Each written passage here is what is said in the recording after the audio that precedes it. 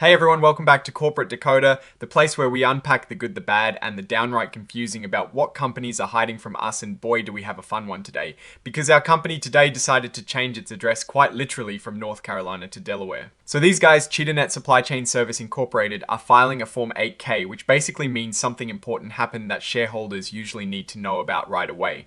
This isn't your typical quarterly update, this is more like an urgent bulletin. The big news is they've approved a plan to move their entire company from being incorporated in North Carolina to being incorporated in Delaware.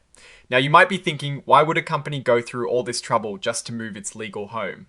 Well, typically Delaware is known for having a more business-friendly legal system, especially when it comes to corporate law. It is like moving from one state to another, but for a company's legal structure for the everyday person holding shares. This often means their rights and the rules governing the company will now follow Delaware's corporate laws, which can be quite different from North Carolina's. As part of this move, they also decided it was a good time to do some housekeeping with their shares. They increased the authorized number of Class A common shares to a massive 2 billion. That is right, 2 billion. And for Class B common stock, they bumped that up to 200 million shares. This is a common move when companies plan for future growth or potential stock offerings. It gives them more flexibility. Let's look at the vote for these share increases. For the Class A increase, it looks like over 11 million shares voted for it, and only about 245,000 voted against. That is a pretty clear win. For the Class B increase, it was even more decisive with almost 11.4 million shares voting for it, and just about 245,000 against. They also had some votes withheld. But the four numbers are overwhelmingly strong. Now, it is interesting to see the Class A common stock voting separately. Here we see about 1 million shares voted for it, and again about 245,000 against. This shows that while the general trend is positive, there are still some dissenters even when looking at specific share classes. And when Class B common stock votes as a separate group, it is almost unanimous. Over 10.3 million shares voted for it, 0 votes against and 0 abstained. That tells us that the holders of Class B shares are really on board with this plan. The actual move, the reincorporation proposal, also passed with flying colours. Over 11 million shares voted for it, and only about 67,000 voted against.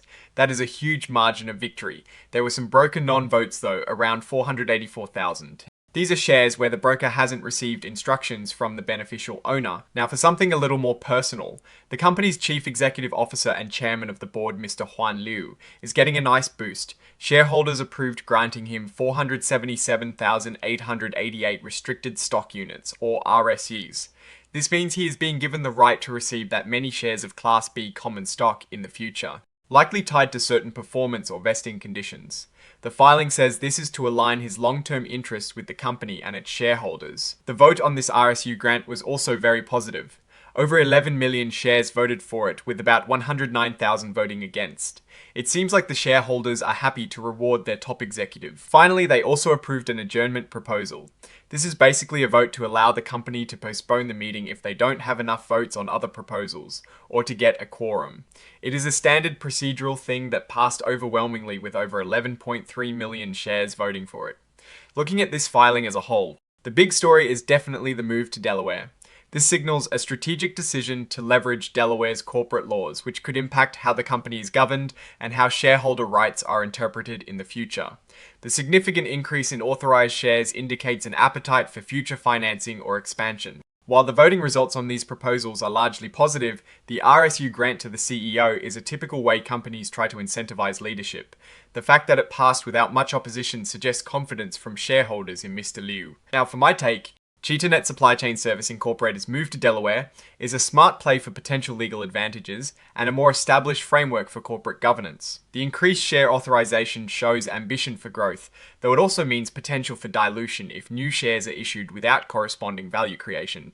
The overwhelming support for the reincorporation and share increases suggests a unified vision among major shareholders, which is a positive sign for stability.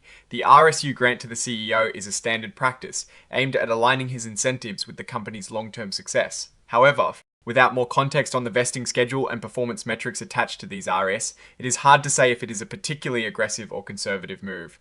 The main risk here, as always with these types of filings, is that the underlying business performance isn't detailed here.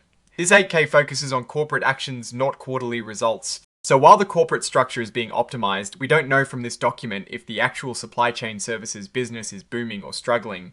We'll need to look at their other filings like the quarterly reports to get the real picture of their financial health and operational success. The opportunity lies in their apparent strategic foresight in choosing a more advantageous legal jurisdiction for future growth and their clear articulation of leadership incentives. The clear conclusion is that the company is positioning itself for potentially larger moves ahead, but the market execution is still the ultimate test. Alright, that is our breakdown of CheetahNet Supply Chain Service Incorporated's latest filing. What is your take on their move to Delaware and the share increases? Do you think it signals big things to come or just a legal maneuver? Drop your thoughts in the comments below. If this analysis was helpful, please hit that like button and subscribe for more corporate deep dives. And don't forget to join our Discord community linked in the description for more discussions and direct access to us. Thanks for watching, and we'll see you in the next one.